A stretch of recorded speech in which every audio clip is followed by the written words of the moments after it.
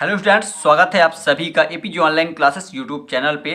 Class 12 physics में आज का हमारा जो टॉपिक है विद्युत बल रेखाएं। ठीक है, तो आइए इसे हम समझते हैं और इसमें क्वेश्चन किस तरह से आता है आपके एग्जाम में। ये काफ़ी ज़्यादा इंपॉर्टेंट है और इसे आप अच्छी तरह से नोट में लिखिए और तैयार कीजिए। ठीक है, तो आइए शुरू करते हैं किस तरह से आपके एग्जाम में क्वेश्चन आता है। आइए देख लेते हैं। तो आपके एग्जाम में क्वेश्चन आता है विद्युत बल रेखाएं क्या है, इसके प्रमुख 5 गुण लिखिए। ठीक है, तो ये क्वेश्चन काफ़ी ज़्यादा इंपॉर्टेंट है, तो आप इसे अच्छी तरह से तैयार कीजिए। तो चलिए आइए इसे समझते हैं आपको किस तरह से एग्जाम में लिखना है, मैं आपको दिखा देता हूँ।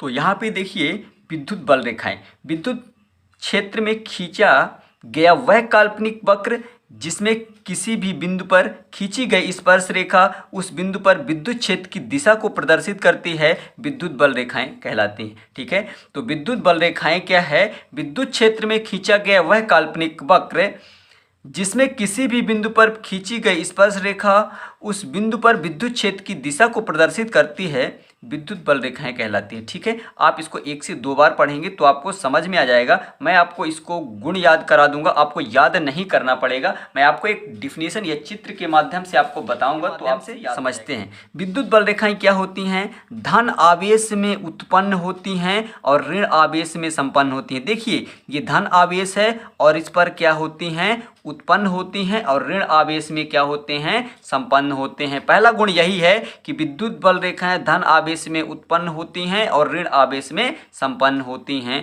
ये आपको तैयार हो गया होगा। दूसरा नंबर क्या है?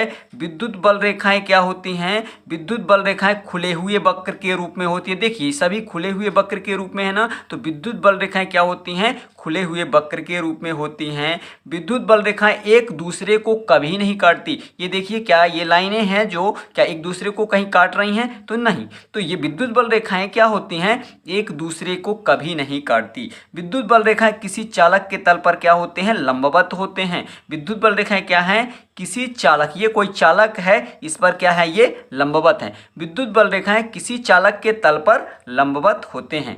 अगला है विद्युत बल रेखाएं सजातीय आवेशों में प्रतिकर्षण का गुण प्रदर्शित करते हैं। जैसे यहाँ पे अगर समझें, जैसे अगर यहाँ पे प्लस प्लस हैं तो इस पे क्या होगा? सजातीय आवेश हैं और सजातीय आवेश में प्रतिकर्षण होगा। प्रतिकर्षण का मतलब होगा ये दोनों आपस में दूर भागेंगे। ठीक है, और विजातीय आवेश, विजातीय आवेश जैसे यहाँ पे प्लस और माइनस ले लें तो यहाँ पे ये क्या होंगे? आकर्षित होंगे। आकर्षित का मतलब है दोनों क्या होंगे? चिपक जाएंगे। समझ पाए?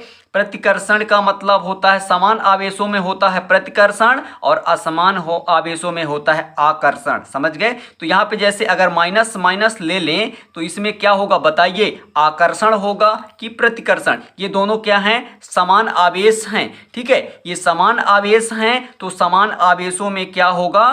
प्रतिकर्षण। ठीक है, तो ये आपके विकल्प में भी पूछा जाता है। समान आवेशों में होता है प्रतिकर्षण, इसे हम बोलते हैं सजातीय आवेश। ऐसा आपके एग्जाम में क्वेश्चन आता है, सजातीय आवेशों में डैश डैश होता है। तो सजातीय आवेशों में क्या होता है? प्रतिकर्षण। और विजातीय आवेशों में क्या होता है? प्लस या माइनस हो तो ये हो गया विजातीय आवेश, और विजातीय आवेशों में क्या होता है? आकर्षण। ये बात आपको ध्यान रखना, ये आपके विकल्प में क्वेश्चन यहाँ से पूछा जाता है। ठीक है, तो आइए हम दिखा देते हैं आपको गुण किस तरह से लिखना है। तो आप इसका स्क्रीनशॉट ले लीजिए और इसे तैयार कीजिए। तो ये देखिए ये आपके गुण हैं। मैंने पहले बताया है क्या है? विद्युत बल रेखाएं धन आवेश से उत्पन्न होती हैं और ऋण आवेश में संपन्न होती हैं। ये बात आपको समझ में आ गया। फिर दूसरा मैंने क्या बताया था? विद्युत बल रेखाएं खुले वक्र के रूप में होती हैं। ठीक, और इसके बाद तीसरा है विद्युत बल रेखाएं एक दूसरे को कभी नहीं काटती हैं। ठीक है, अगला नंबर चौथा है विद्युत बल रेखाएं किसी चालक के तल पर लंबवत होती है। अगला हमने क्या बताया है? पांचवा, विद्युत बल रेखाएं सजातीय आवेशों में प्रतिकर्षण का गुण प्रदर्शित करती हैं। ये आपको इस तरह से, ये आपको समझ में आ गया होगा। इसे आप लिख लीजिए और याद कीजिए। ये काफ़ी ज़्यादा इंपॉर्टेंट क्वेश्चन है एग्जाम के दृष्टि से। तो और आपको ये डायग्राम भी बना सकते हैं आपको। ठीक है, तो ये रहा, इस तरह से ये कंप्लीट होता है। आशा करता हूँ ये आपको समझ में आ गया होगा। और इसके बाद मिलते हैं नेक्स्ट वीडियो में। यदि वीडियो अच्छा लगा हो चैनल को लाइक सब्सक्राइब और दोस्तों के साथ शेयर कीजिएगा। तो चलिए आइए मिलते हैं नेक्स्ट वीडियो में। Thank you, best of luck, जय हिंद, जय भारत।